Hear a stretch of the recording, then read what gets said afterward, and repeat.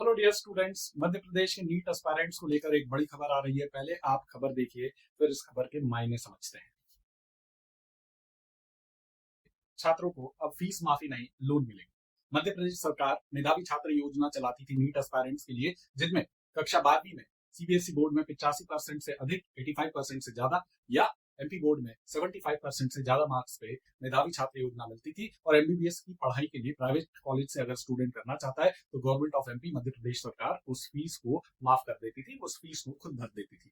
और बदले में एक बॉन्ड भरवाया जाता था, जिसमें ग्रामीण क्षेत्रों में स्टूडेंट को अपने एमबीबीएस के पश्चात सेवा देनी होती थी। और अगर वो उस बॉन्ड से बाहर निकलना चाहता है तो वो एक रकम देकर के बाहर निकल सकता था। लेकिन अब ये चीज इतनी आसान नहीं होगी। क्यों नहीं होगी? क्योंकि पहले आपकी फीस गवर्नमेंट ऑफ एमपी भर देती थी और आपको बॉन्ड तोड़ने पर केवल बॉन्ड तोड़ने की राशि भरनी पड़ती थी। लेकिन अब ऐसा नहीं हो पाएगा। क्यों? क्योंकि अब अगर आपको ये लोन मिला है और अगर आप अपनी सेवाएं ग्रामीण क्षेत्र में नहीं देते हैं तो इस लोन का पूरा पैसा आपको भरना पड़ेगा। इससे फर्क क्या पड़ेगा? इससे फर्क ये पड़ेगा कि पहले मान लो होता था आपने प्राइवेट कॉलेज में एडमिशन ले ली और आपकी फीस, सपोज एक काल्पनिक फीस मान लेता हूँ, 50 लाख रुपए या 60 लाख रुपए आपने भरी, तो वो गवर्नमेंट ऑफ एमपी ने भरी है फीस। और बॉन्ड तोड़ने के लिए एक निश्चित फीस आपको भरनी होती थी।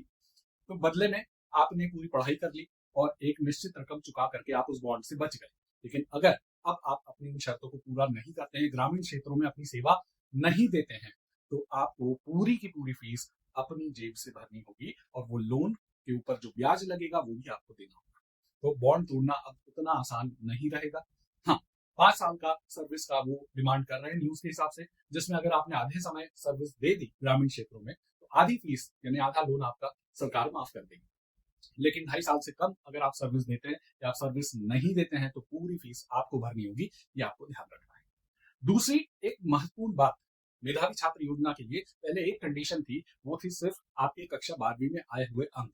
लेकिन अब मध्य प्रदेश सरकार ये निर्णय ले रही है कि नीट में अगर आपकी रैंक 1.5 लाख के अंदर तक है तो आप इस मेधावी छात्र योजना का लाभ उठा पाएंगे, अन्यथा इसका लाभ आपको नहीं मिलेगा।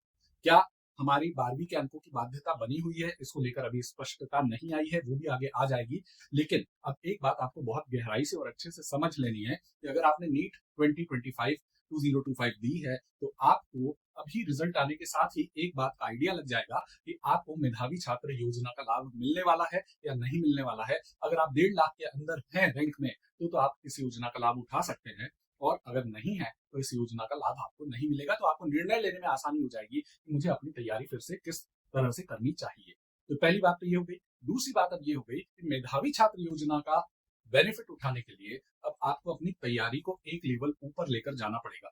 मैं 2024 के रिजल्ट से तुलना करके आपको बताता हूं कि 2024 में 1.5 लाख रैंक जो आई वो लगभग 542 नंबर के आसपास आई।